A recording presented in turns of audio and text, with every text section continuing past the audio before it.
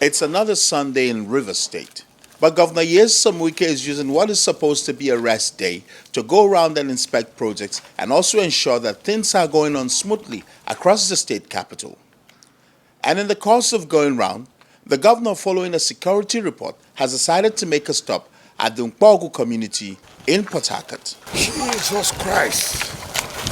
Tucked away in the area is a large piece of land that residents say has been turned into a dump site and a haven for criminals and criminal activities. People are in plastics and putting water and cup it up, and then at the end of the day you buy the water on the road and you drink, and all kinds of diseases that abound.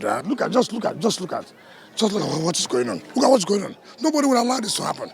I can't allow this to happen. I can't be a governor and allow this place. I will not. I must not allow this to take place here. The governor immediately directed that the shanties be destroyed. In fact, this will take place in the next 2 days. I'm not going to give any report, any ultimatum. I can't believe that people can turn the whole Port Harcourt to a garbage city instead of a garden city. And it's unacceptable to me. I cannot accept it.